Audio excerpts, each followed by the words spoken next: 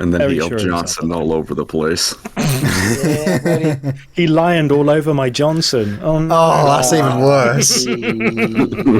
That's definitely worse. Ugh. Good night, everybody. John Sussy. Oh, stop it, boys. Nice. Stop.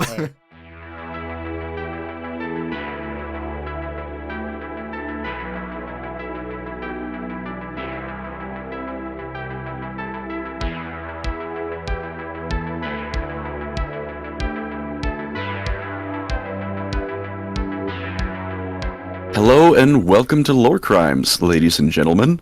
We were originally planned to do the Farside Enclaves today, but as you are probably aware, I'm hoping, we are YouTubers, which means the algorithm dictates if we eat or not. Algorithm for the algorithm gods.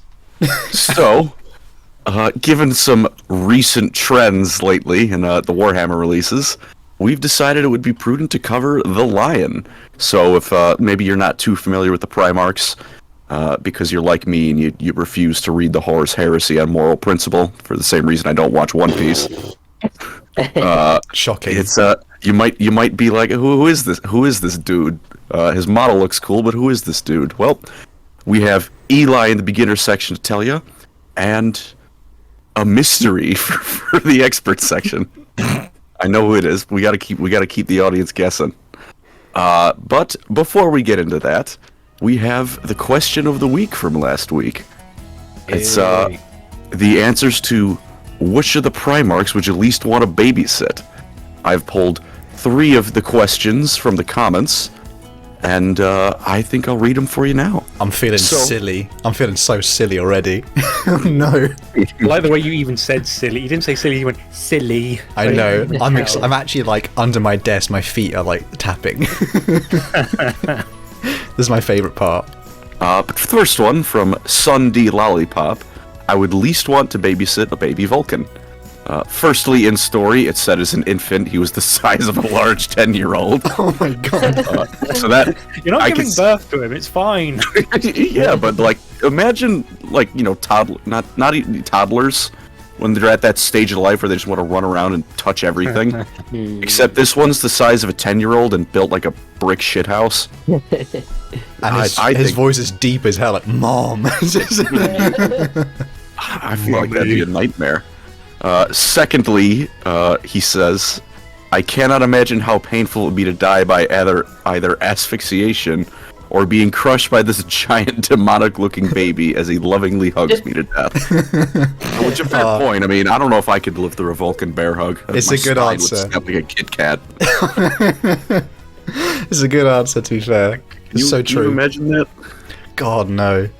God, but you'd have to do it. You'd be like, if there's one way to go in life, you know what I mean? That's one way. Put it on the list in terms of like old age and then Vulcan hug, at least. Oh, Vulcan's a very gentle soul. I mean, Nabel, his adoptive father, did okay. I mean, he was like a blacksmith, so obviously he must have been quite hench, and maybe he was like, "Oh, I can take it," but Get out of here.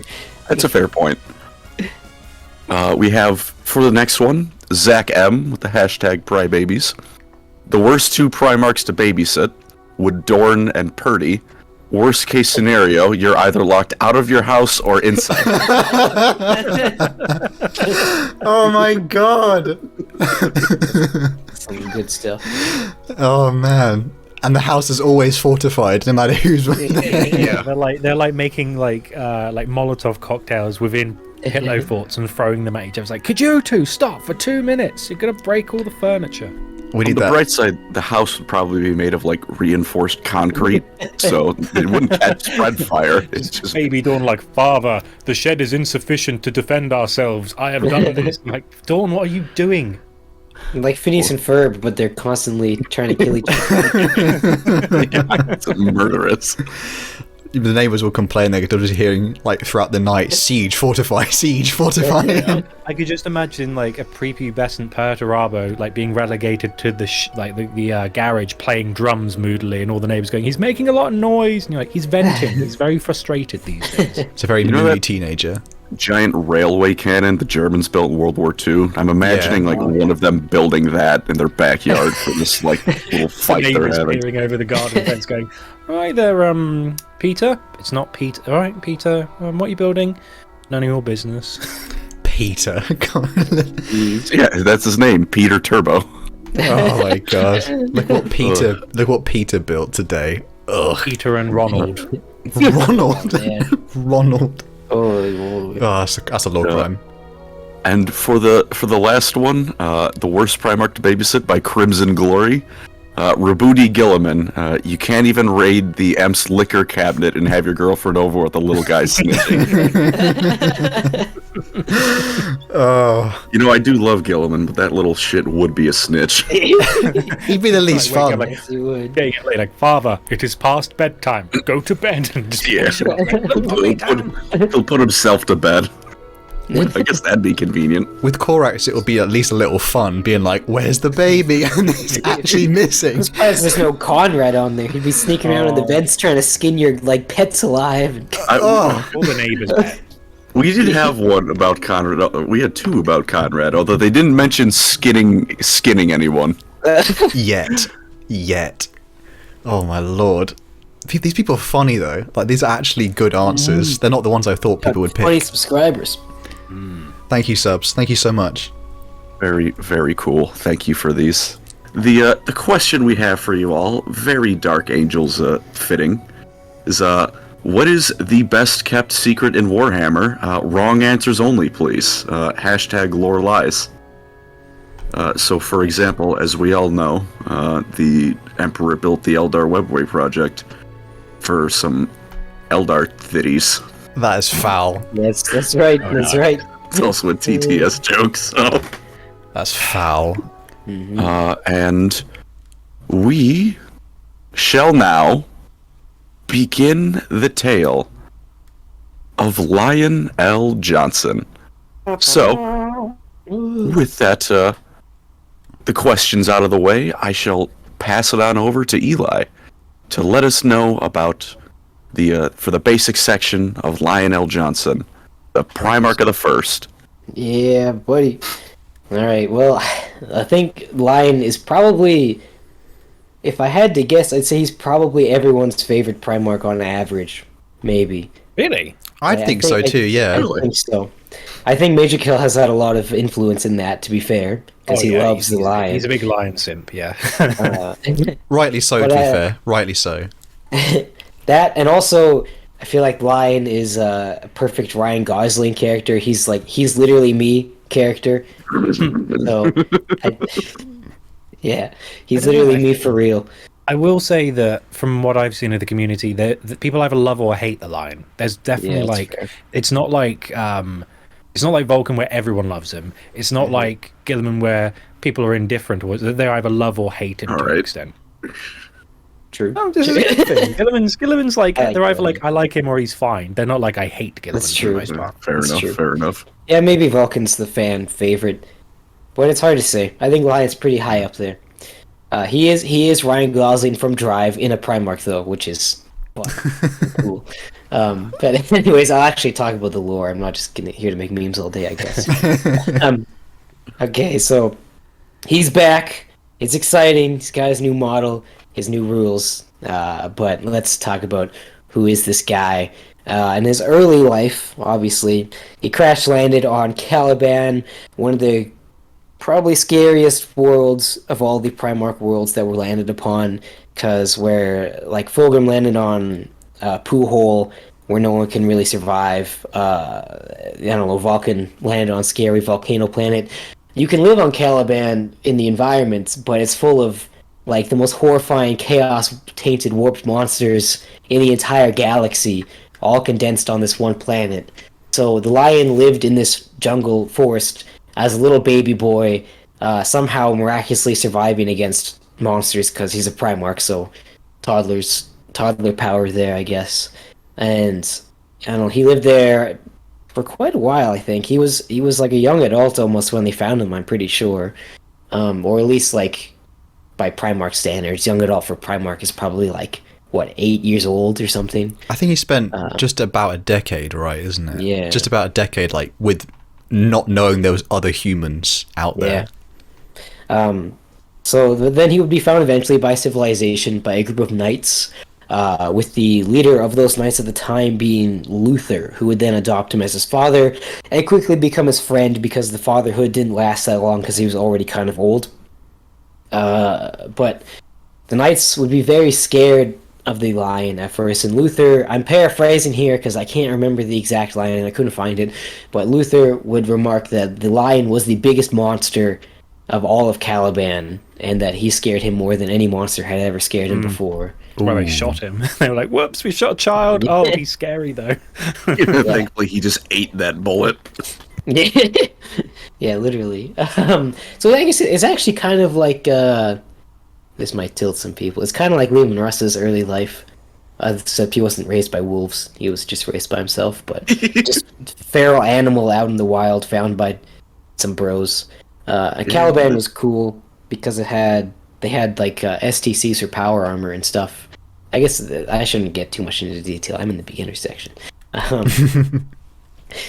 Anywho, they brought the lion back, and he would quickly shoot up in the ranks of the knightly order that he was part of, and already this would make Luther salty because he would watch the lion basically achieve everything that Luther had worked so hard to do in the span of like a few years that Luther had done his entire life, because he's a Primarch and, you know, he's always going to be better than you. But Luther would be the voice of the lion because the lion was kind of awkward and he's bad at understanding people and talking to people, hence the Ryan Gosling aspect. So he's a Warhammer fan. Yeah. Oh, Lord. We just attacked our own fans. Christ. That was as much aimed at me as everyone else. He's literally me. He's literally Good save, me. good save. Oh, thank God. Because we're, I mean, let's be honest, boys. Warhammer fans, we're not the most talkative people out there. No. We say that. Eli's getting married. True, yeah. It's demographic. Problem with that is I like to talk to people about Warhammer, but then their eyes glaze over and then they don't want to hear anything about it anymore because they're like, I don't. The thing I get all the time is I don't get it, and I'm like, well, it's like this. I'm like, I don't understand, and it's not worth the time. It's hard to. Oh, sorry. Go ahead, Eli. To be fair, the girl I'm getting married to, I told her about Warhammer on like our first hangout, and one of our first hangouts, she saw me try to eat 100 chicken nuggets and throw up.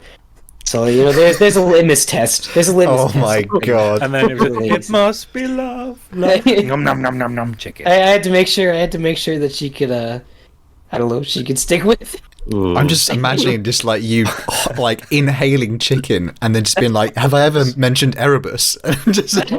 I like the quote. Is it the quote something along the lines of if you can't have me at my such and such, you can't have me. You can't have me at my worst. You can't have me at my best. Yeah, and it's just you scoffing chicken nuggets. Erebus is and then at the best, it's just you in your like suit at the wedding. This is some good bro advice for the fellas out there. Tell your Don't hide your hobbies from the girl you like, because she's gonna like you whether you have weird hobbies or not. These are Warhammer fans. What are you talking about? What do you mean, girl that likes them? What are we doing?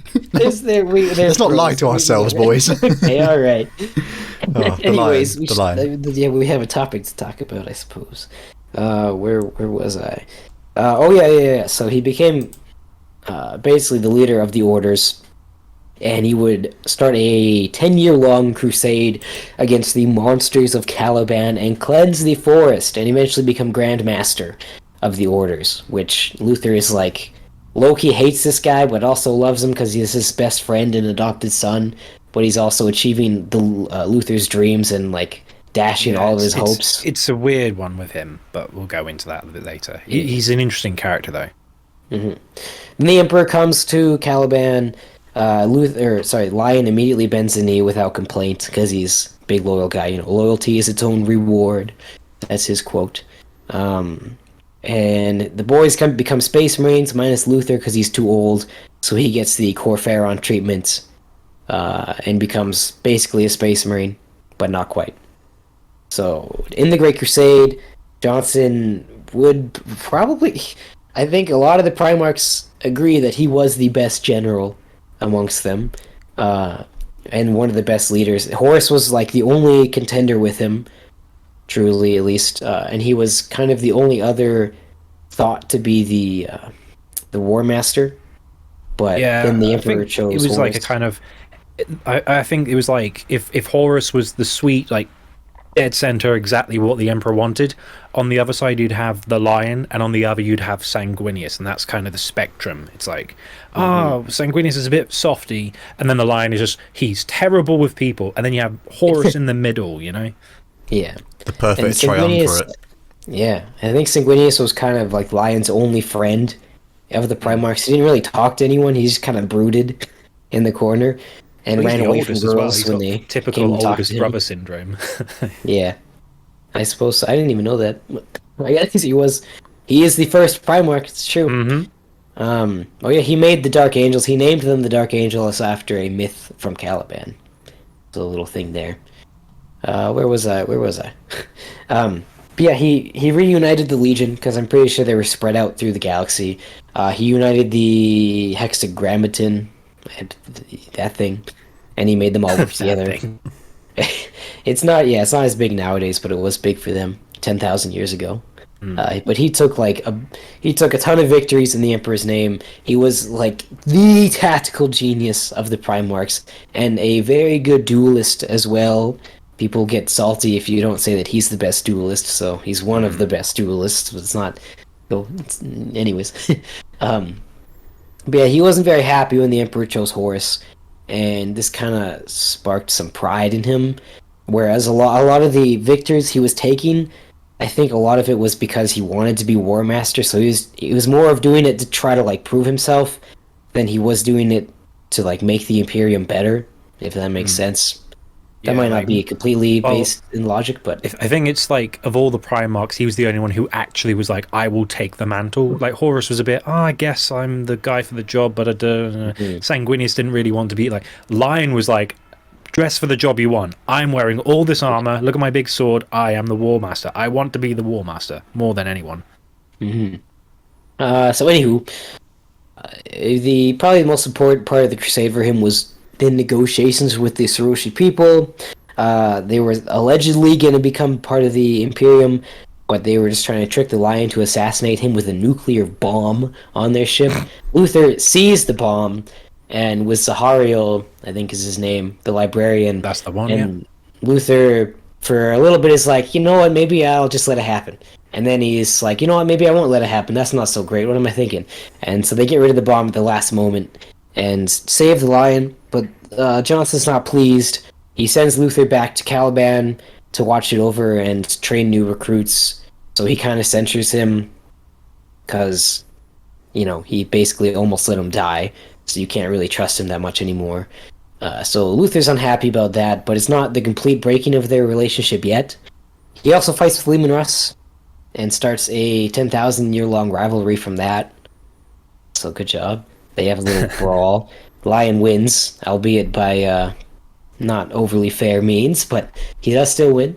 Anywho, after the Crusade, I guess we can going into the Horus Heresy. It's basically just Lion fighting the Night Lords for like 8 years or whatever. Years. Yeah. And in the Thramas Crusade, which is when the Night Lords go and fight the Dark Angels forever, he does duel Conrad Kurz multiple times. The first time he actually, I'd say he loses. Oh, yeah, because he has to be. He loses, and is saved by what's his name, Corswain, Corswain. the paladin, who rams his sword through Conrad's back, and then both forces have to take their Primarchs back because they're both mortally wounded. The imagery of that, by the way, is hilarious in the book love because it. it's like a little toddler, like holding You know onto what an it reminds adult's me of? back. You know what it reminds me of? It reminds me of when you have like two groups of people out on a night out, and two of them get in a fight, and their mates are just dragging them from the foot. It's like, oh, forget you, you're stupid, and then they're just like pulling them away, like these small, like especially with how tall they would be, just these like short by their standard Space Marines, going, "Come on, Dad, he's not worth it. He's not worth it." You know? Literally, like two dads fighting with their children, like trying to assist, but in a cool lore way, not I love just. that with Warhammer though. Like with Space Marines, when it's just Space Marines, you think, "Wow, they're these big imposing giants," and then when a Primarch's involved, it's like these little guys, and you're like, "What? That doesn't make any sense." Little silly fellas. And Courseway holding on for dear life, just like, oh my god. They fight for a while more, and then the Lion decides, you know what, I'm just gonna kill them, and then destroys a quarter of the Night Lords and mortally wounds Kurz in this like Giga Chad move. But Kurz escape. Well, Kurz is healed, I guess, by Sevatar, kind of, and then they go back, and Kurz stows away on the Lion's ship and just starts trolling for a while and just like killing random people and running around as the Lion plays cat and mouse with him. Then they go to McCraig. Lion becomes Lord Protector of Imperium Secundus. Yep. And he finds Kurz after Kurz trolls some more on McCraig, or just throughout all of Ultramar, I think, or just McCraig. I don't remember. I haven't read the book. I'm not gonna lie. And then he finds him, but he spares him because Kurz, he doesn't want to mess with the future. He becomes his jailer. Because of this, the Dark Angels don't really go to Terra at all. They don't really fight. They don't get to join in the big fight in the end. And they return to Caliban, where Luther has been up to no good, truly. And all of a sudden, a million billion Dark Angels are on the other side, and they just fire upon the Dark Angels the moment they get back to Caliban. And now the Dark Angels are fighting the Dark Angels, and who's traitor? I don't know. Are the Dark Angels traitors? I don't know. Kind of sketchy. If half your Legion turn a traitor, if 50% of you is traitor, does that make you a traitor? I don't know. I don't know. That's where all the memes come from, I guess. But then Luther mortally wounds the Lion and gets captured, and the Fallen gets scattered throughout the warp, and the Lion goes to sleep for 10,000 years, and now he's awake. The end. Hell yeah. The end. Thanks, everyone. Goodbye. Now we get Tywin Lannister in his green armor, trudging. That was over. We have won. Trudging all aggressively at us. If anyone here's seen Pride and Prejudice, by the way, this will be relevant, I swear. Can't say I have, to be honest. There's a moment where Mr. Darcy like walks across like an open field, and it's meant to be a moment where Where is this going?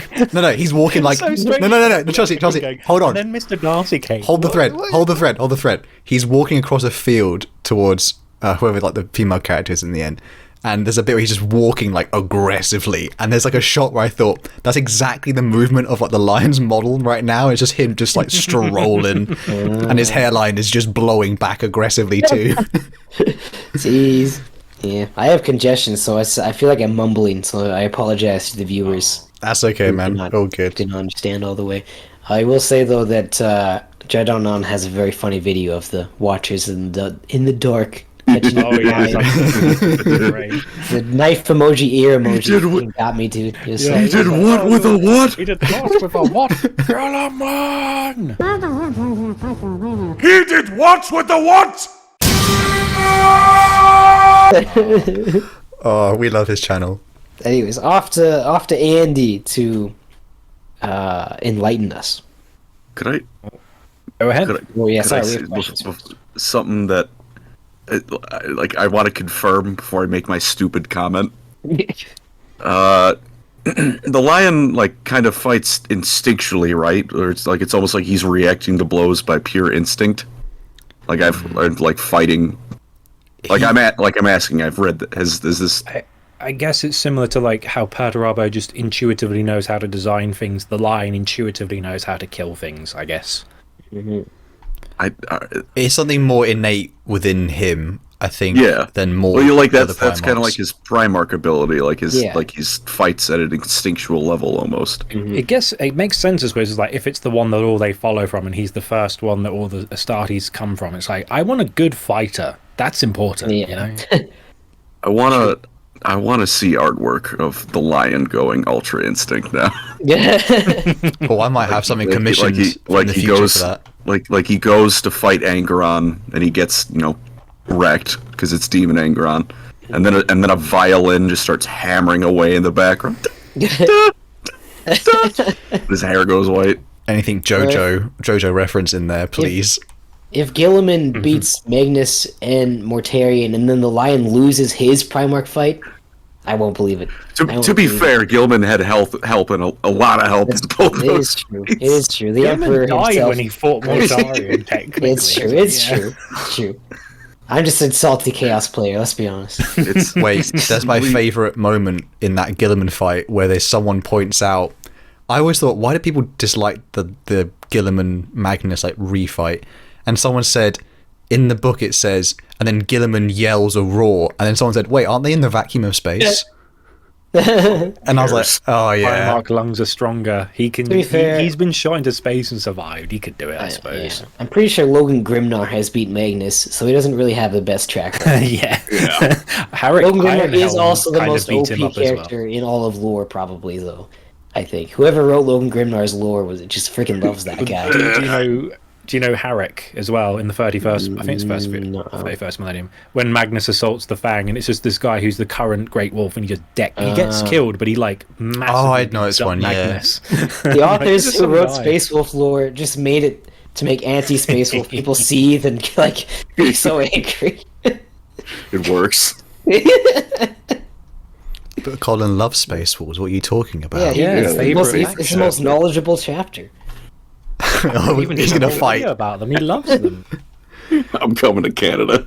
He's just gonna fight. He's gonna fight. Oh, the lion.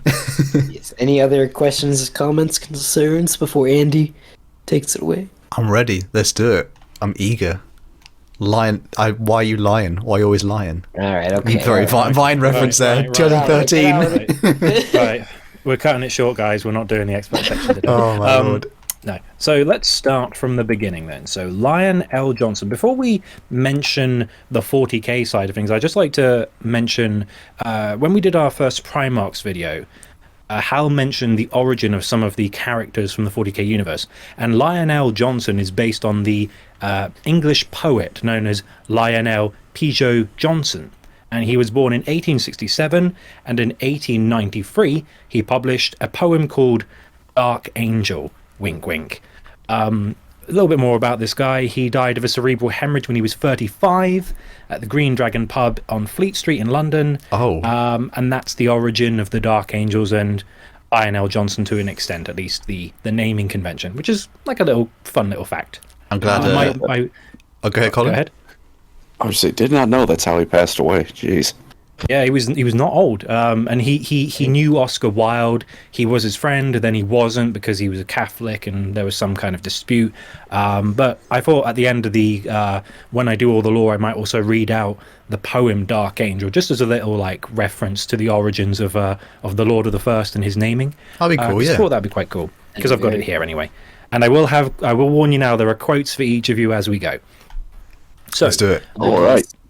So 40k lore-wise, he grew up on the feudal death world of Caliban.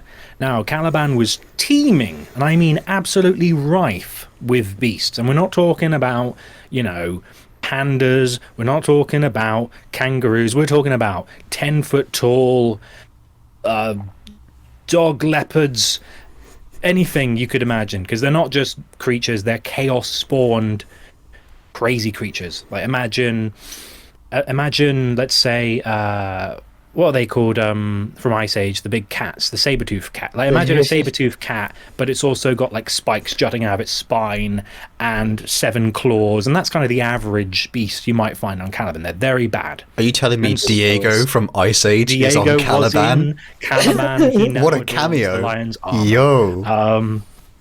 Where's the baby? Anyway, so when the lion was a baby, or at least very young, he was spirited to Caliban.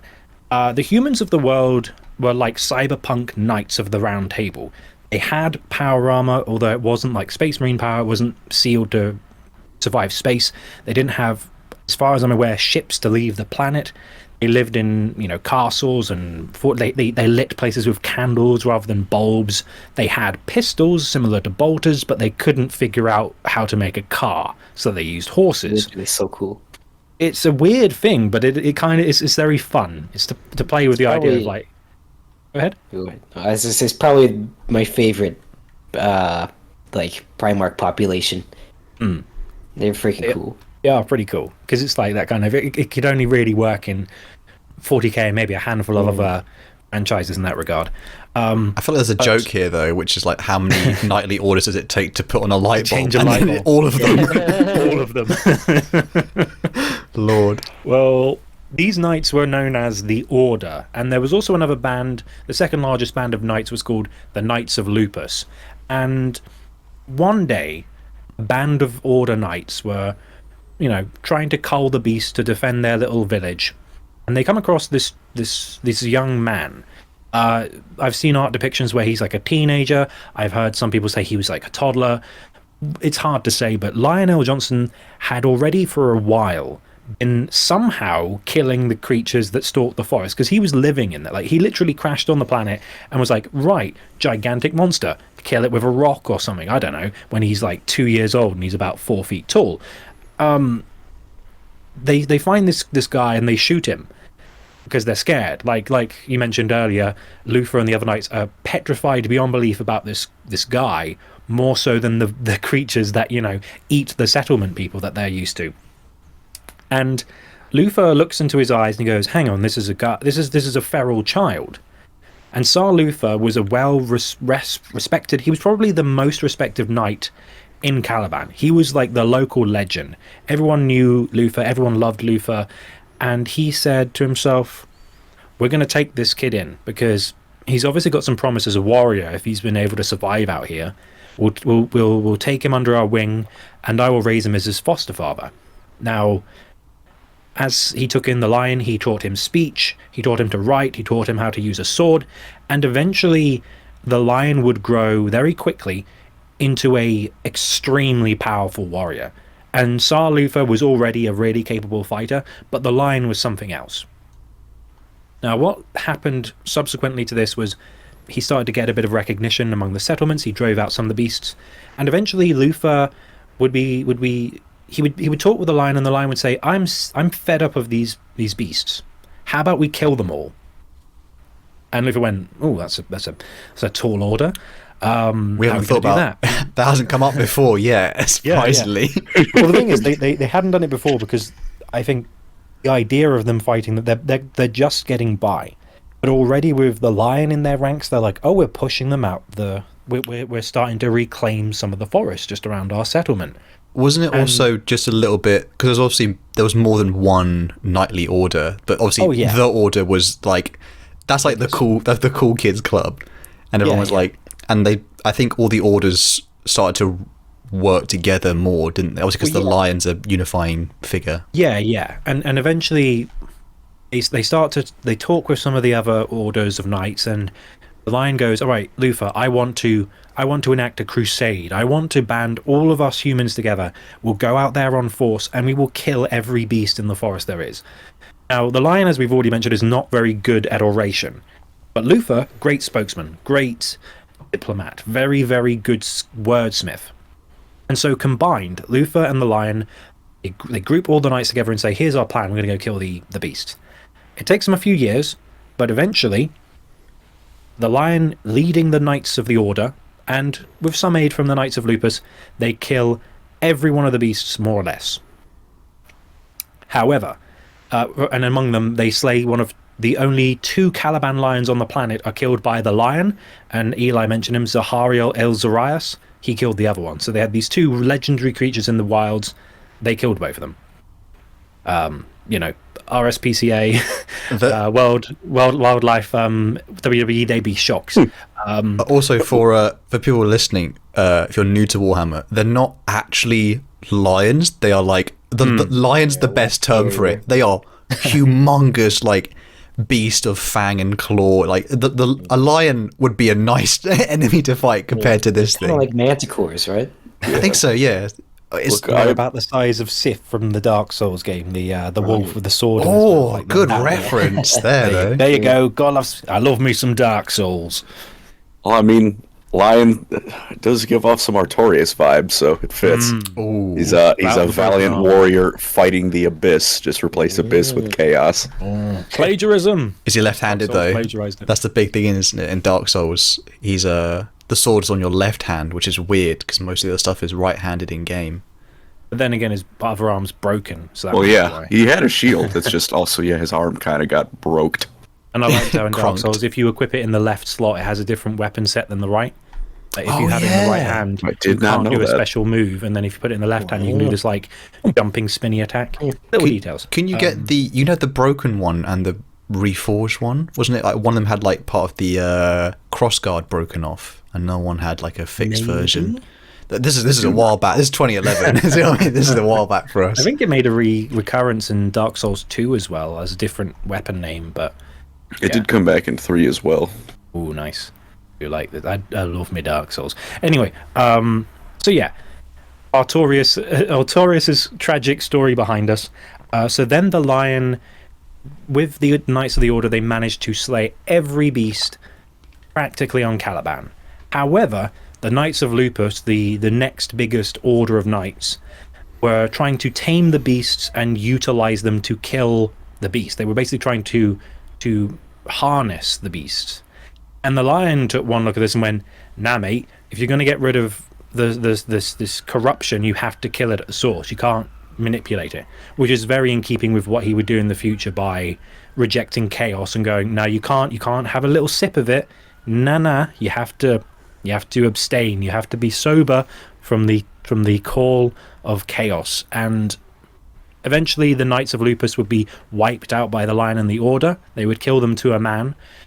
And shortly after, some Astartes sent by the Emperor would discover Caliban. Specifically during 846.M30, the Emperor would meet with the Lion. The Lion would be installed as the leader of the First Legion, which he would dub the Dark Angels, named after a myth of Caliban legend, also referencing the poem. And with that, I would like to go through our first quote of the episode. Does anyone want to flex their Malcador muscles? I don't think I'm very good at Malcador, but I could give it a try. Is that all right, boys? Should I give it a go? Yeah. By give it a all try. means. I'll probably read it a little bit straight, so... Of all the Primarchs, save perhaps Mortarion, Lionel Jonson stands apart. Partially this is due to his taciturn nature. A brooding silence hangs over him at all times. Yet there is something more, something buried beneath his noble exterior. Perhaps this is a result of his upbringing, growing to maturity alone in the monster-ridden forests of Caliban. Even at a council of war, the lion moves like an apex predator. He is always watching, always planning, always hunting. He unnerves even his brothers. Very nice. Damn, Malcador. He's a big fan. He's very Arthurian as well. He's very much the Merlin to the lions, well, to the emperors, I suppose. King Arthur, to an extent, the wizened old man with the strange hood. Anyway, so continuing on from there, the lion would then take his Knights of the Order, and they would undergo the surgeries to become Astartes of the Legiones Astartes. The Dark Angels had already accrued a reputation during the Great Crusade because, like their namesake would suggest as the first, they were the first legion to be put to culling the enemies of the Imperium across the stars. They had incredibly powerful weapons from the Dark Age of technology. They had developed the Hexagrammaton, which was 6 different what would you call them, organizations within the Legion which specialized in different acts of war. And at the time, because there were no other legions for a time, they wouldn't be called the first. They would be called the Angels of Death or the 6 Hosts. Oh, that's kind of cool, because that's obviously, again, for like new people, the Angels of Death is kind of the nickname for all Space Marines now, isn't it? It's like a kind of recurring theme. Did it come from the Dark Angels then? Yep.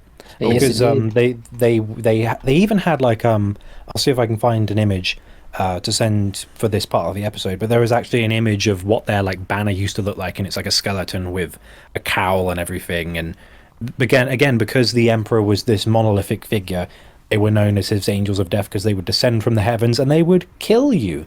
That's where it also, I suppose, was easy for them. Like, oh, I've already got half the name in our new name. That's easy.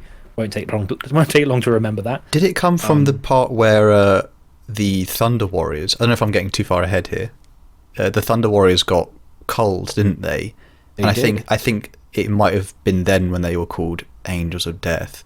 I might be totally wrong. It was probably a lore crime. They were involved because again they were the only legion to start with. They were the ones who first started culling the Thunder Warriors alongside possibly Alfarius in their midst, according to his knowledge, and the Custodes, and they were and Valdor, yeah. And they were the ones that Ushatan, the Primarch of the Thunder Warriors, referred to as "they fight like they're constipated," which is one of my favourite lines in 40k.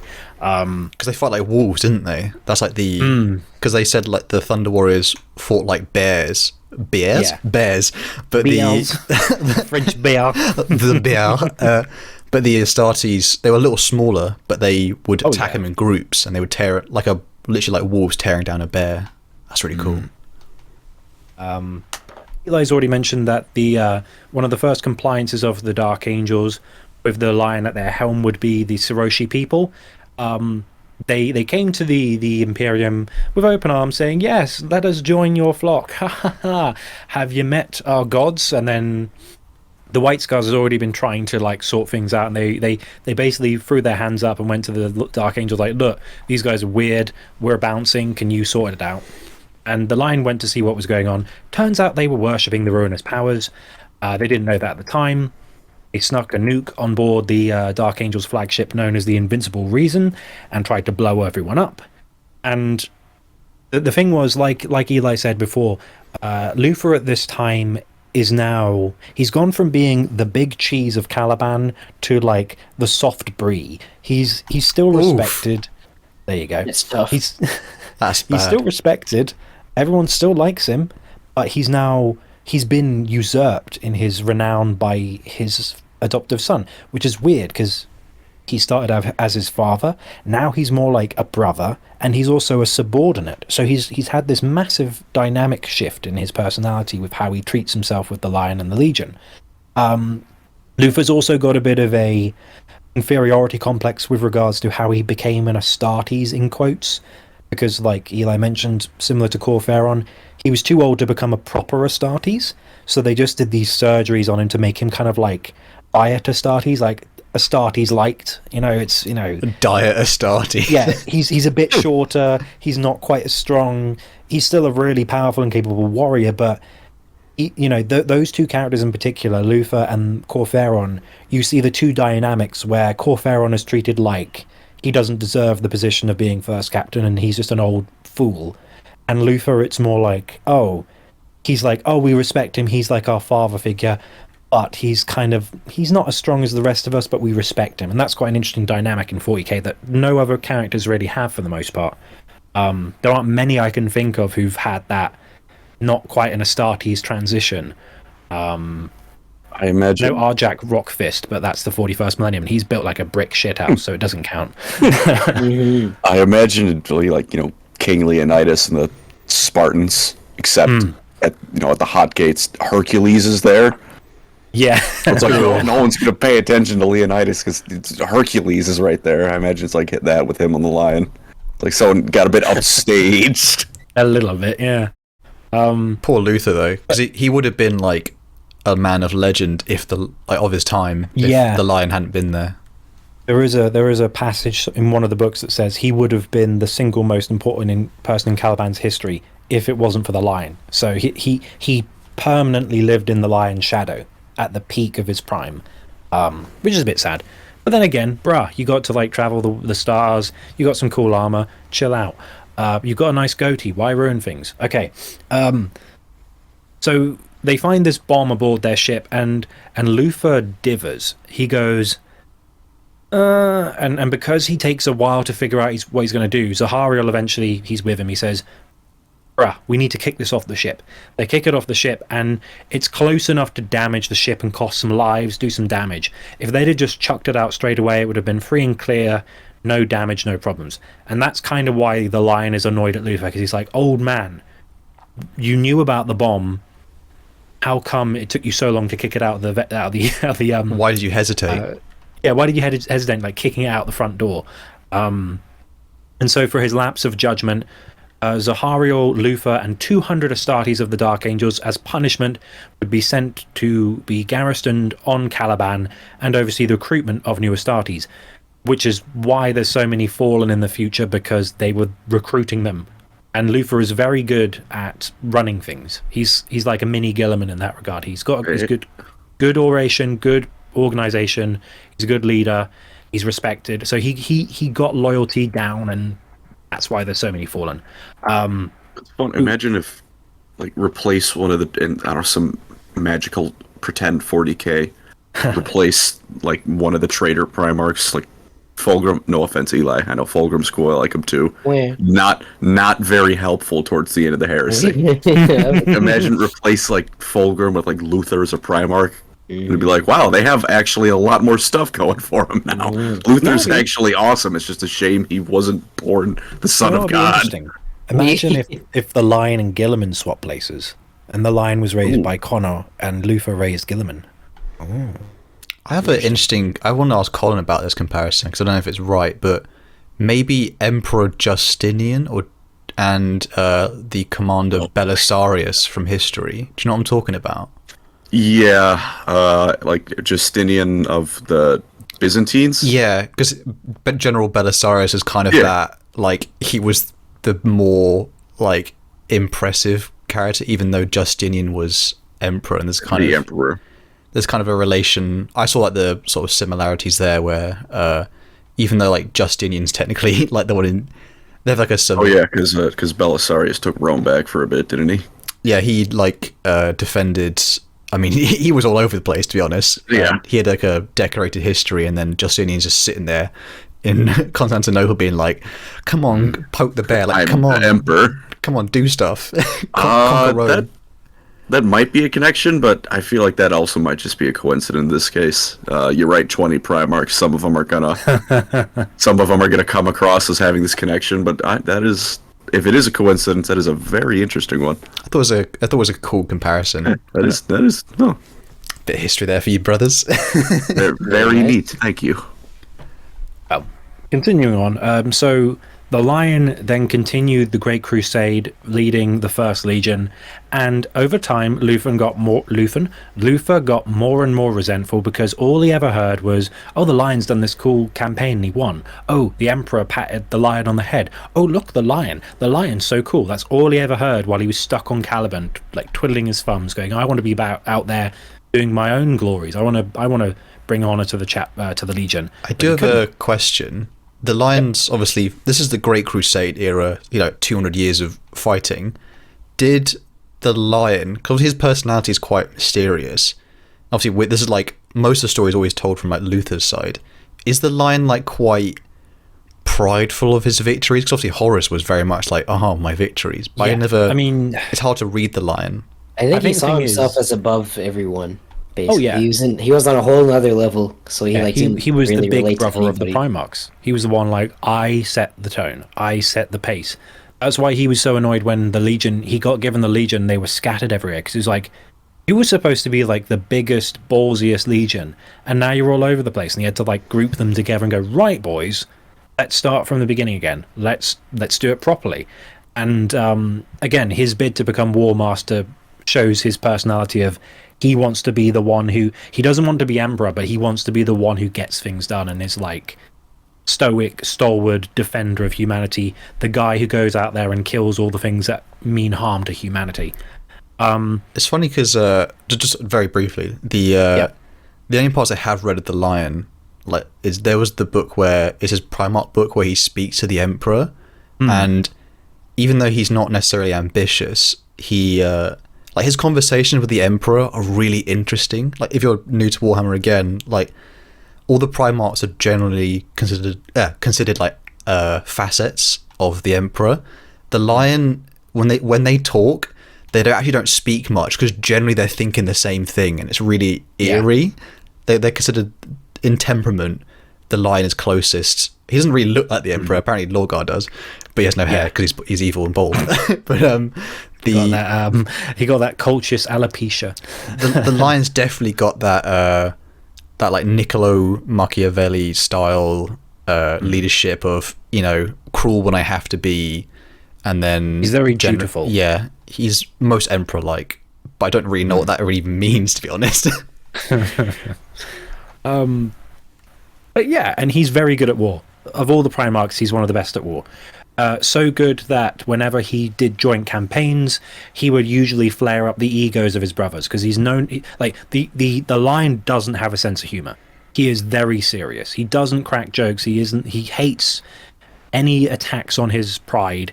Like, for example, Eli mentioned a little while ago, on the planet of Doolan, Leman Russ and the Lion joined their legions, the Space Wolves and the Dark Angels, to bring the world into compliance. Now, the planetary governor of Doolan called Leman Russ a name of some sort. We don't know exactly what it was. He just said, "Oh, look, a smelly wolf," or something. And this really annoyed Leman Russ. And so he vowed to kill him himself. So they stage this big siege. They get to the headquarters of this planetary governor. Leman Russ kicks in the doors, only to find the Lion has just cut his head off already. And Russ is really annoyed, because he was like, "Bruh, brother, I told you I was gonna. You stole me. Kill steal. He did that Call of Duty thing. He got the assist, and so the two of them had a brawl in the planetary governor's fortress, and it lasted an entire day of them just hitting each other with their swords, then punching each other, blah blah blah. And then eventually Leman Russ kind of goes, "I'm going to have a laughing fit, because look how silly this is. Here we are, the sons of the Emperor, and we've been reduced to having a punch-up." And then the Lion goes, "Oh, are you taking the piss?" And he just decks him. While the Lion's distracted, he just, mocking him, he knocks him out. And then he just goes, "Right, we're leaving," straight away. So when the Lion, when the Wolf King wakes up, the Dark Angels have already gone. He's like, "What? What is this?" And that's why whenever the Dark Angels and the Space Wolves meet up, they appoint a champion, and they have an honor duel as a mark of respect to the one done by their Primarchs all those years ago. He's an honor-bound warrior who punches his friends over his pride. He really is just a Saiyan, isn't he? Yeah. So, like we mentioned, he was a candidate for War Master. He was one of the 3 obvious picks, but he didn't get the job because he has no charisma. He is not good with people. And when it comes to ruling the Imperium, Horus was renowned, not just for his ability as a general with the most venerated legion, but he was also good with people. Whether it was Astartes, Primarchs, or the lowliest serf, he was always good to people. And so that's why he didn't get the job. And for the remainder of the Great Crusade leading up to the Horus Heresy, there's not much about what he did.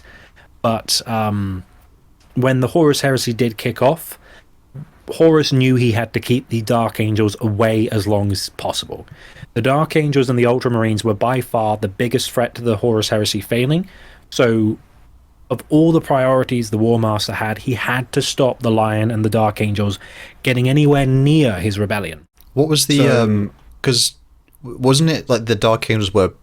Isn't he more afraid of Guilliman Horus technically because he has the largest legion? He has the biggest empire, yeah. Also, the Dark Angels got reduced, didn't they, because of the Rangdan. Well, there's the Rangdan Xenocides, yeah. Great Crusade. But also, but also before the Lion reunited with his legion, they got a bit big-headed, and they took casualties, and then they would throw themselves into the fray out of pride, and that was kind of the big problem with the Dark Angels. They were by and large the most powerful legion right from the gate, and then their pride just whittled them down until the Lion got in charge and went, "Oi, stop that," do as I say, and kind of rallied them to properly be a legion again. Kind of like knight, what a knight's pride is, as in a slight has to be answered. Kind of ironically like Leman Russ a bit there, but that's probably where they wouldn't back down. In war, obviously, you don't stay in a situation where you're losing, or sometimes you need to retreat. Whereas the Dark Angels are a bit more they would just jump into the meat grinder and be like, "We do not fail. We will win no matter the cost." They do win, but they cost a lot. Yeah, and they had the best gear as well. They had all the best toys, and it got to their head. So yeah, during the Horus Heresy, the timeline states that the Lion figured out what was going on with the heresy just after Istvan III. So Istvan III happens, Horus culls all the loyalists within the ranks of the Sons of Horus, Emperor's Children, World Eaters, and Death Guard. and then the news gets out that Horus has betrayed the Imperium. So the Lion first goes to Diamat, and he goes to secure these Ordinatus weapons platforms. There's 3 of them, and these are really, really, really, really big machines of war that could turn the tide of a war. And he goes, we need these to stop the traitors right out the gate. Let's get these off the board. Unfortunately, he's met with the Primarch of the Iron Warriors, Perturabo, and Perturabo goes, this betrayal thing, that's crazy, right? I always knew you should have been War Master. Yeah, he goes, you know what? You should have been, look at this disgrace that Horus has turned out to be. I always said you should have been War Master. I've got an idea. How about you give me the Ordinatus weapons? I'll use them. You've got to go and face Horus. I can put them to better use in the back lines. Don't worry, I'll take care of it. So the Lion gives him the Ordinatus weapons because the Lord of Iron promises to endorse him as the War Master when the Emperor inevitably wins and promotes a new Primarch to the rank of War Master. Because the Lion believes, he naively believes, the Emperor's just going to kill Horus and I'll be the new War Master. And that's all that's going through his mind at the time. So the Iron Warriors go to Istvan 5 with the Ordinatus weapons. They don't use them there, but they keep hold of them, while the Dark Angels, muster at Diamat, and they attempt to go to Holy Terror to reinforce the Throne World until they are trapped, I believe, by the Ruin Storm. Now, I've got another quote here, and this is from the Lion's own mouth. Eli, Colin, which of you would like to say this one? I can take it unless Eli, you're raring to go. You can do it. All right, hit me up. I will teach them to fear the darkness in which they dwell, and to dread the shadows they believe their allies. For there is no greater terror haunting the Stygian void than the Lion of Caliban. Such is the power of Nagash. Come on, this is so arrogant. Oh my lord. And then he yelled Jonson all over the place. Yeah, buddy. He lioned all over my Jonson. Oh, no. Oh, that's even worse. That's definitely worse. Good night, everybody. John Susie. Oh, stop it, boys. Nice. Stop. Okay, before things devolve further, so now we're getting on to the Framas Crusade era, which is basically the entire Dark Angels' involvement of the Horus heresy, for the most part. So Horus is now going, okay, everyone knows I've turned traitor. The Lion is he's mustered at Diamat. Perty's coming over.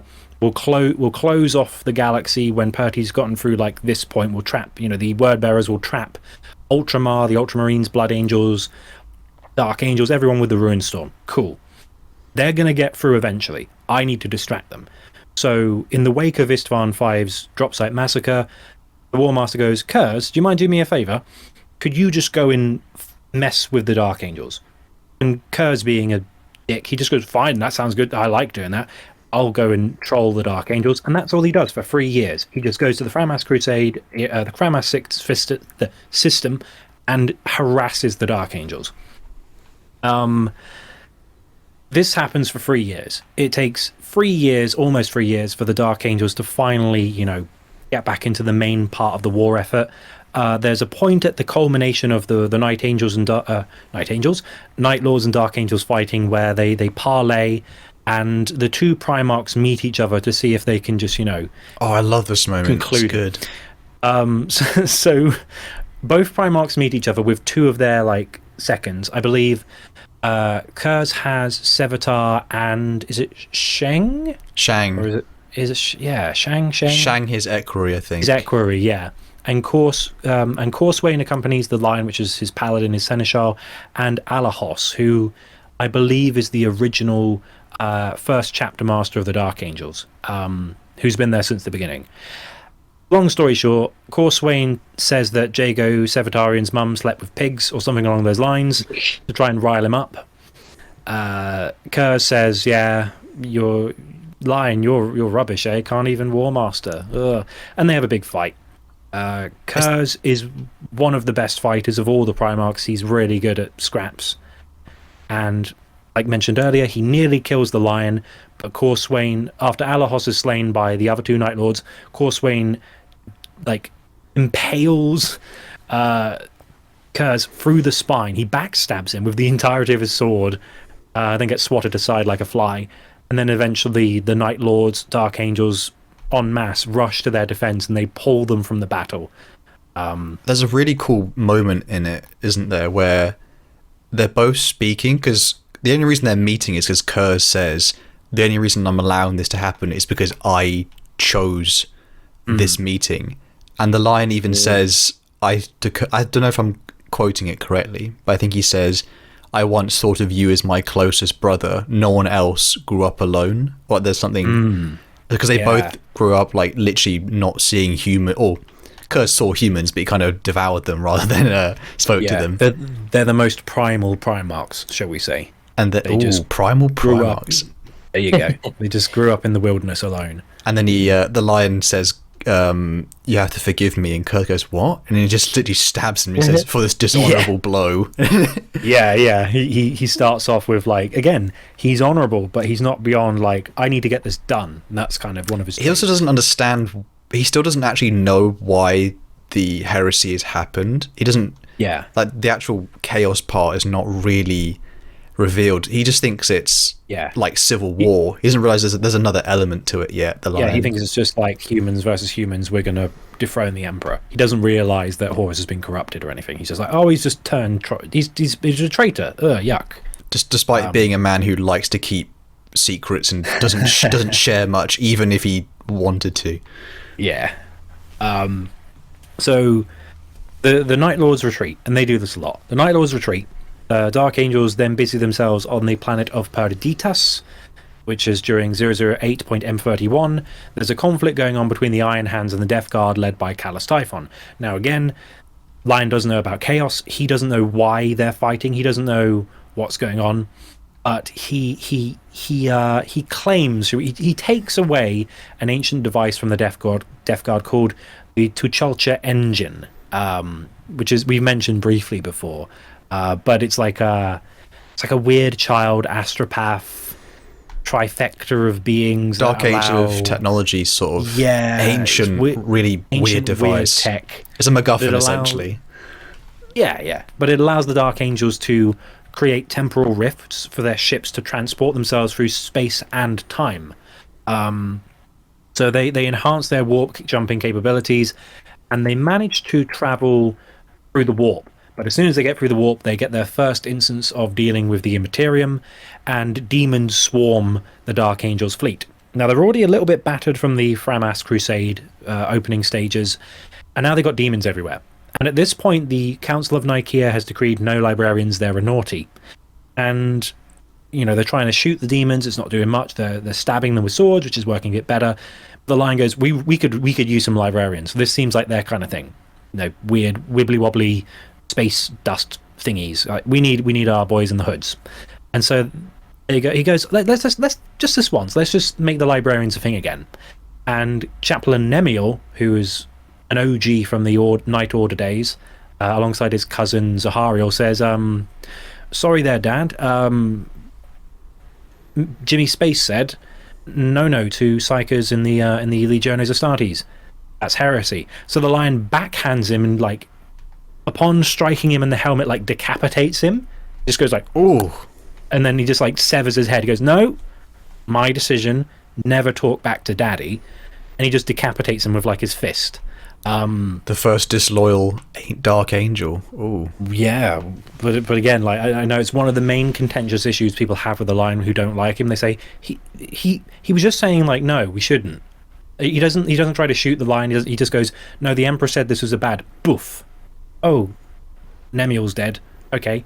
And he also is in, like, the first Dark Angels book. It's from the perspective of Zahariel and Nemiel as they're, like, growing up on Caliban and then they become Astartes. So it's quite an interesting thing that he's a really interesting character and then he gets bumped off in the next Dark Angels book. Like, oh, well, there goes Nemiel.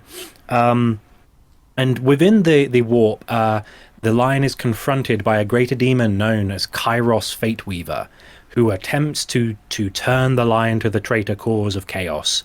To which the Lion he responds by impaling the Fate Weaver with his sword, and Kairos Fateweaver is a Siege demon. He's all about, he knows the future, etc. And I believe the lion quips while he's impaled the demon. He says, "Did you foresee that coming?" And then pulls the sword. Nice. Forgot that he So called him. sassy. Oh, He also can't great. corrupt him, can he? Can he? Because there's nothing. know. There was something about know- they couldn't offer him anything. Like Chaos couldn't offer him anything because the only thing the lion wanted was to serve the Emperor. Yeah, because I know Dawn is in his nature. He's physically incorruptible. Like there's just nothing you can do to switch Dawn. It's like one of his character traits. But the lion, there's just nothing in it for him. Like he could potentially he could be changed, but like there's no reason for him to. Like what am I going to do? Like betray the Emperor, the guy who I've done all this work for, who I want to appoint me as the new War Master? Doesn't make sense. So he's like, no, sword in the gut, impale you in the heart. If you're having a conversation you disagree with, you can always impale your foe with your sword. Don't take that advice. That's not. You heard it here first on Lorecrimes. If you go to the office and someone's giving you lip, bring your sword. Bring your tip. That sounded well. Moving on. Moving on quickly from Hal's horrendous comments. They managed to travel to Sagwalza, which is also, I believe, inside the Framas sector. And once again, the Night Lords, like a Saturday night, cartoon villain, pop up to combat the Dark Angels. And like I mentioned earlier, they lose a quarter of their fleet in the engagement. So big L for the Night Lords. As a last desperate means of like resolving the war in their favor, they attempt to board the Invincible Reason.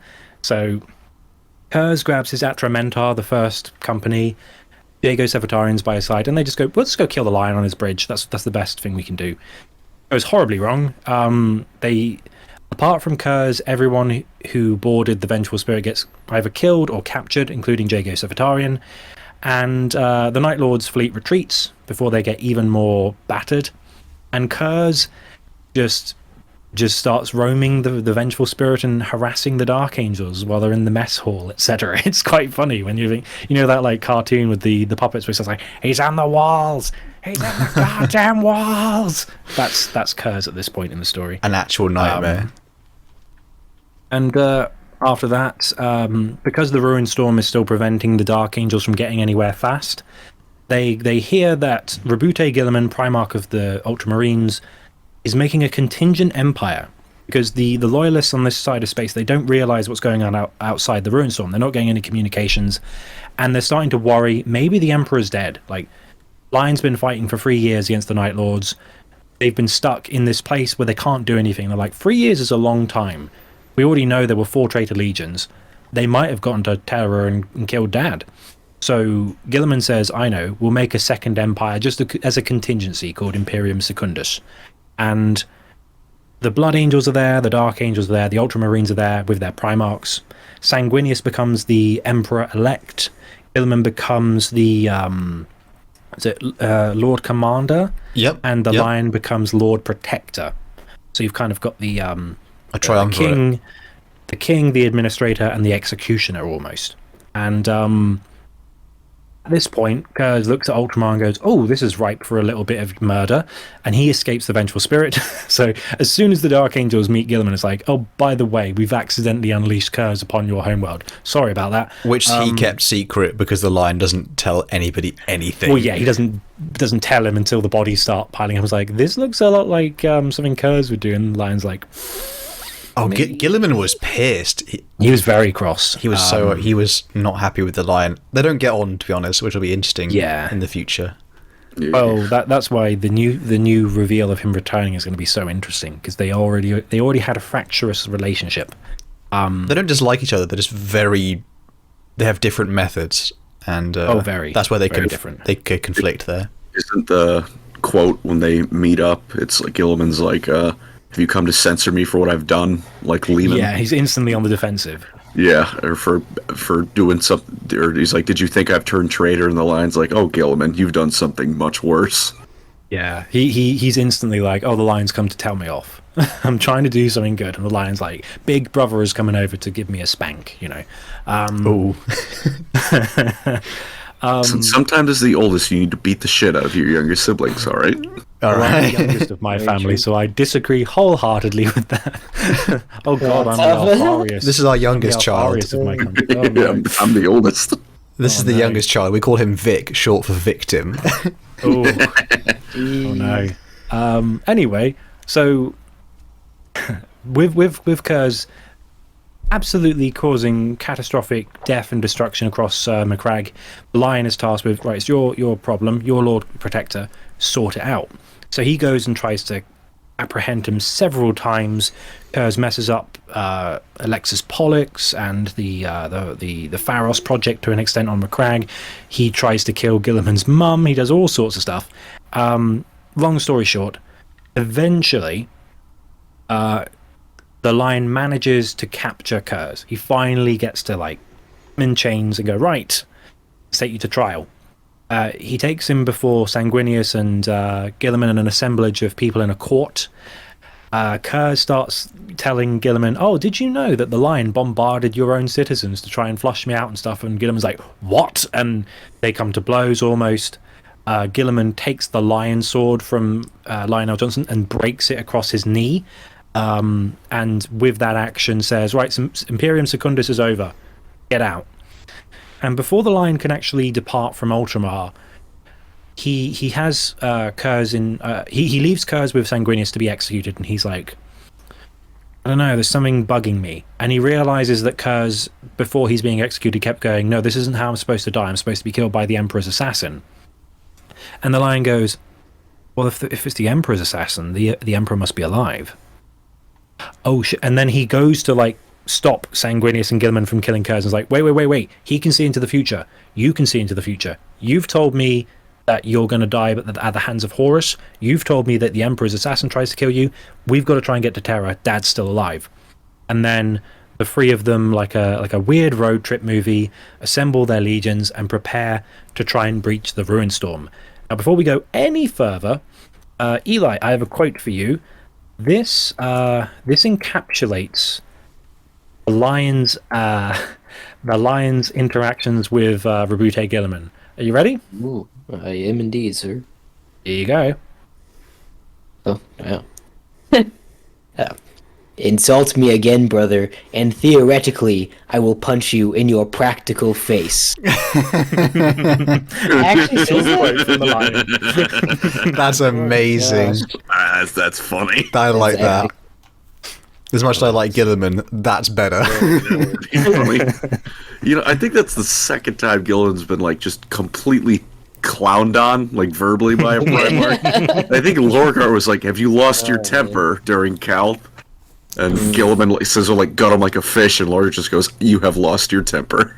It's interesting as well because when they meet on Macragge, Gilliman actually says to the Lion, like, when they're forming Imperium Secundus, he says, I need to stop thinking about the symbol, the lion, because he admits like all of them are a little bit like intimidated by him and his legend, because the Lion is definitely that's like the older brother who goes to college and then he's like come back a different person. It's like, you know what I mean? Like you kind of go, whoa. He comes back when the house is on fire and goes, what's been going on since I've been gone?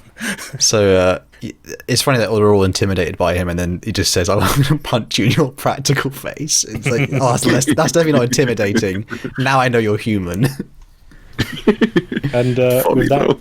it's one of my favourite quotes. And with that, yeah, and also the Dark Angels and the Ultramarines and the Blood Angels with that book, it's interesting seeing how they interact, because they don't, like, the Blood Angels get on all right with the Ultramarines. There's a few space wolves. They're like, oh, they're annoying, but they're here. And there's a couple of White Scars, and then the Dark Angels turn up and they're like, shifty guys, I don't like them.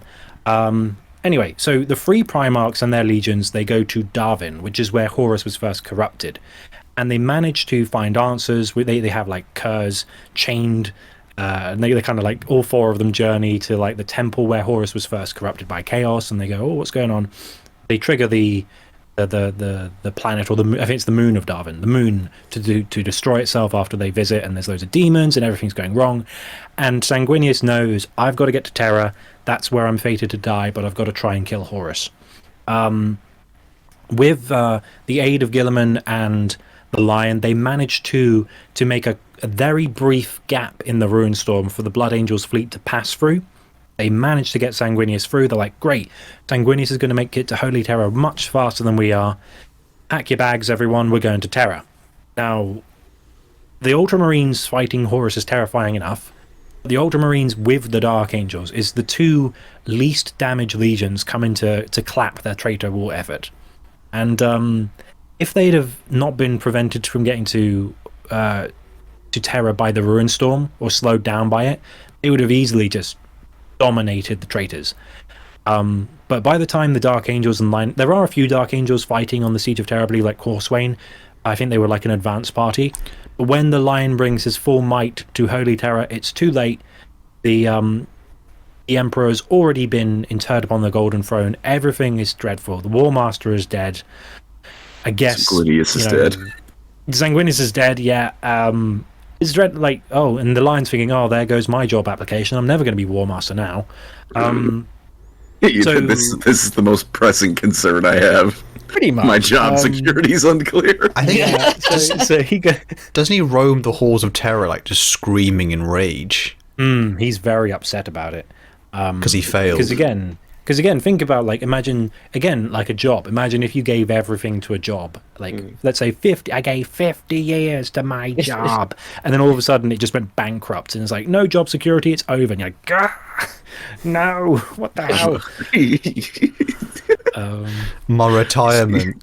My retirement plan. You spend 20 years going for a job, and then the headquarters gets glassed by the Covenant. That's probably how the inhabitants of Reach felt. Like, I've just done a startup. Wait, what's that in the sky? Oh no! I've just joined the Marines. I'm so excited. Slip space rupture detected. Just that non-stop for like 10 minutes. Just like slip, and just ship. Oh no! Yeah. So anyway, the sulky Lion, he goes, I've had enough of this. I need to clear my head. I'm going to go back to Caliban. I'm going to think about what's happened. I need a mochaccino, and I need to just sit in my study on Caliban and figure out what to do. I need a gap year. And the Lion goes back to Caliban. The entirety of the Horus Heresy, for the most part, Luther's been like doing some things here and there. Like he hides the Death Guard from Corswain's fleet when the Seneschal of the Lion is trying to hunt down Callus Typhon's fleet, which he sneakily goes, oh, we'll make an alliance with the smelly fly man. That's okay, before he's too smelly. And he's been doing little things here and there, but the main thing he's been doing is fortifying Caliban, so as soon as the Lion gets back, they just gun them out of the sky. So the Lion's already not having a good time, and he comes back to his homeworld, only to, as soon as he appears, be fired upon. And he goes, what is this? And so the Lion takes his Death Wing, he takes the Raven Wing, he takes every wing of every feather of every wing down to Caliban to see what's going on and stop them from shooting him. And the Lion finds Luther within the Fortress Monastery of Aldoruk, which is the Fortress Monastery of Caliban, and he is changed. He's bitter, he's taller in stature, and he's emanating power, because deep within, I believe, the vaults of Caliban's Fortress Monastery, he's found a book of chaos. He's been having a quick bit of bedtime reading every now and then, and he has been chosen by Chaos to be one of their champions. And surprisingly, in the ensuing duel, the Lion gets defeated by Luther. He gets bested by his former foster father. But before Luther can bring himself to kill the Lion, he has a moment of realization. He goes, what was the point? What am I doing? He's my son. I'm an idiot. And he stays his hand. And the everyone's favorite little 40k Jawas, the Watchers in the Dark, they reveal themselves to Luther, and they're like, well, this is a bit of a pickle. And he goes, yeah, you're telling me. And they take the Lion and they hide him deep within the Fortress Monastery. And they put him in a deep slumber. Now, one thing that's been confirmed with the reveal of the Lion coming back, he wasn't put in stasis. Like Gilliman, he was put in a stasis coffin. He was basically like frozen, kind of like Austin Powers, but better looking. Or Han Solo. Or Han Solo in Carbonite. The Lion was put in a slumber, which is not the same thing. So he's been gradually aging. And that's why he looks so old. That's why he's an old Tywin man. Lannister. That's why he is Charles Dance. I like it though. I think it looks cool though. Yeah, it's good. I like does it. look I good. really like the design. He looks. I hate his design in like on the cover of Ruinstorm, where he's got like a weird like shaven head thing going on. He looks a bit pudgy. Like, what is this? Where's his long flowing locks? That's rubbish. And anyway, so Ooh, yeah. Luther is he now goes, I'm going to reject chaos. I don't want any of that chaos stuff anymore. He writes his 95 thesis. And then nails it to Gilliman's door. Oh man. And yeah, like Chaos are not happy about Luther going, return to sender all my Chaos powers. And so they have a hissy fit and they go, right, Warp Storm it is, and they send a Warp Storm to destroy Caliban. Caliban is destroyed, and yet Alderuk manages to survive. And deep within Alderuk, Luther is imprisoned, the Lion is kept in secret by the Watchers in the Dark, slumbering, and the Dark Angels manage to build a vessel out of the corpse, the husk of Caliban, known as the Rock, which is one of the biggest vessels in 40k. It rivals the Phalanx, which is the Imperial Fist's big ship from the Dark Age of technology. It's huge. It's kind of ugly, but it's big. It's a big ship. It's like a craft world for humans. It's like a weird, like Imperium Space Hulk almost. It's weird. I guess Space Hulk is a better word. Yeah. Well, either way. So Luther is now very much a traitor in the eyes of the Dark Angels. So for 10 millennia, they torture him. It's not for like a full 10,000 years. They kind of put him in like a weird time prison where for him it feels like a week. And like if you read or listen to his book Luther, there's like several Supreme Grand Masters of the Dark Angels like check in with him, and he keeps going like, oh, there's another one must have died. There's a new one now, and they keep asking him questions and interrogating him. And for what feels like a week for him has been 1,000 years. And one of them comes down and says, right, so why did you betray the Lion? That's not a very sane thing to do, is it, mate? What are you thinking? And until eventually Azrael is like, all right, I'm the new guy. Not really sure what to think about you. Our records are not very well kept. And eventually a fallen angel army invade the Rock, and they manage to break Luther free. So he's now out of jail. He's somewhere at large in the galaxy. Hanging around. And very recently, a lion has awoken from his very long 10,000 year slumber, and he is not happy. He is not armed with the lion sword, but he has a new one, and he's got the Emperor's shield, and he now stalks the galaxy hunting the forces of chaos. He is already being revered among little backwater worlds as the Cowled Giant or the Unforgiving Knight.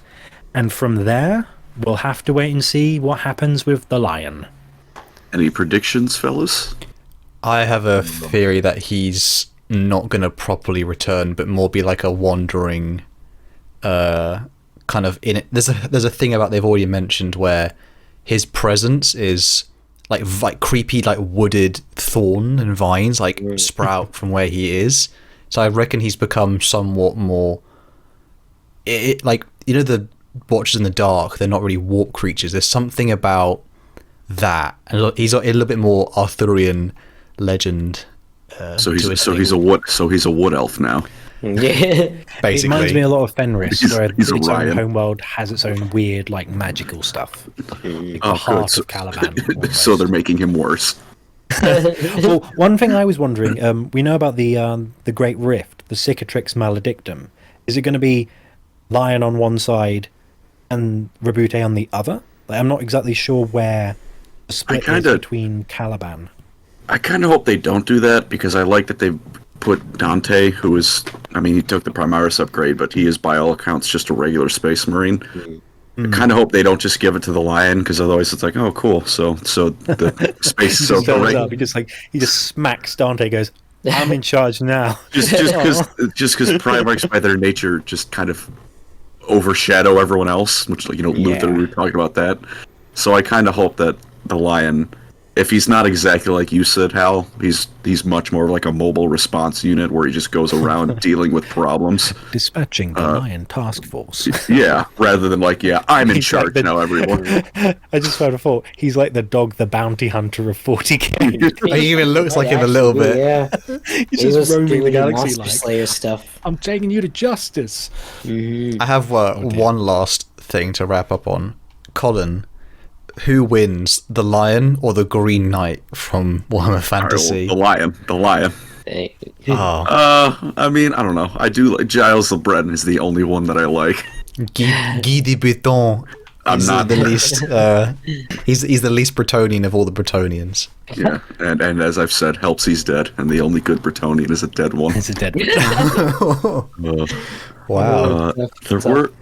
I did have a few things I'd like to end off on, if everyone is okay with that. Go for it. Fair enough. One, I would just like to say I love his mini. The last few years, I feel like GW's had a bit of a problem with 40k, and that the minis are a tad over designed.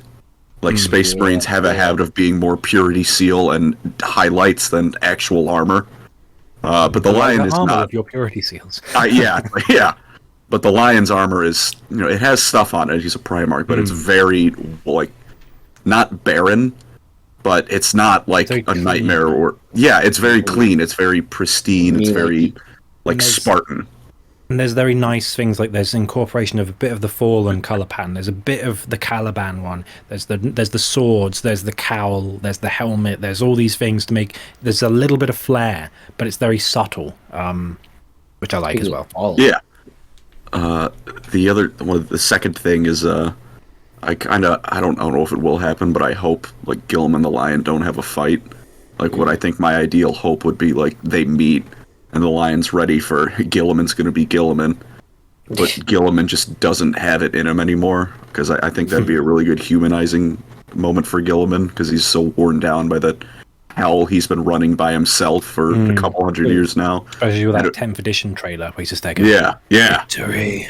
And it'd be a good way to, kind of bring the Lion up to speed in a way of oh my god, Gilliman has always done everything. I don't always like it, but he's always put 110% into his own thing, keeping things going one way or The another. idea of the Lion And he's rubbing Gilliman's back, and he's just like, there. It's Yeah, okay now. and Gilliman Lion in would front of him, come from Gilliman's just I'm for dying.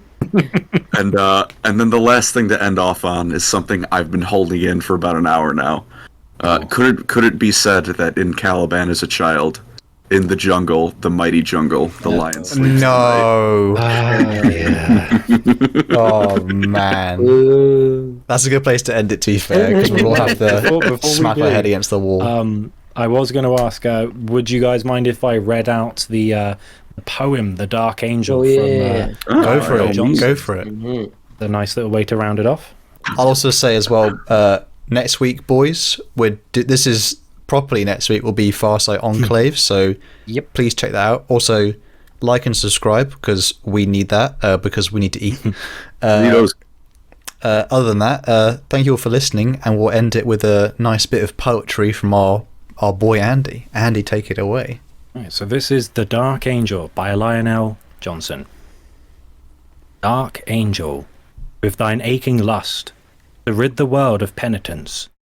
Malicious angel, who still dost my soul such subtile violence. Because of thee no thought, no thing, abides for me, undesecrate. Dark angel, ever on the wing, who never reachest me too late. When music sounds, then changest thou its silvery to a sultry fire. Nor will thine envious heart allow delight tortured by desire. Through thee the gracious muses turn to furies, O mine enemy, and all the things of beauty burn with flames of evil ecstasy.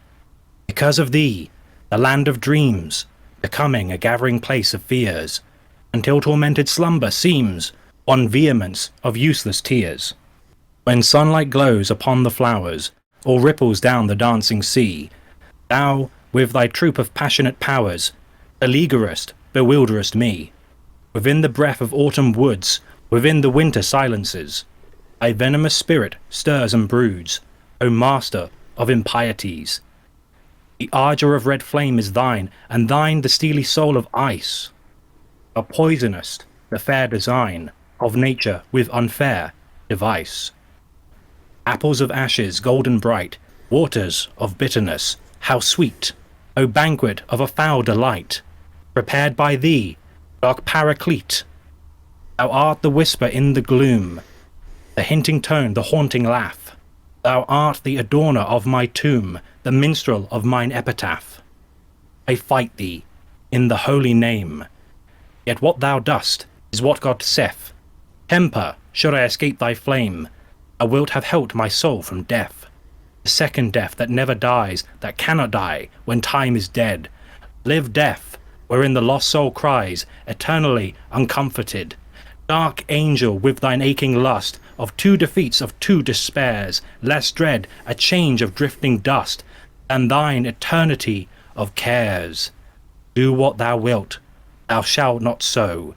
Dark angel, triumph over me. Lonely, unto the lone I go. Divine, to the divinity. There we go. That was the Dark Angel. Nice. The lion returns, boys. Very cool. The lion returns. That's very Dark Angel-y. I can see where they got it from. I'd argue it's the epitome of Dark Angel-y. Secrets and Hey. lies. Lion's actually he's very different than the 40k Dark Angels. Come to think of it. The 40k Dark Angels are very edgy and cool. I don't think the Lion's that edgy compared to them, at least. But is he cool?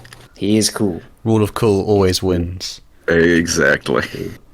Well, thank you so much, boys. I think we definitely we now know you're not lion. I don't want to do the Vine reference. Sorry. Alright, okay. Thank you so much for listening, people. Hope you enjoyed. Obviously, the lion returns. It's a big moment for Warhammer. And next week, we're going to hit you up with some Farsight Enclaves, a bit of Xenos love. Xeno. Yeah. Make sure to like and subscribe, and we'll catch you all next time.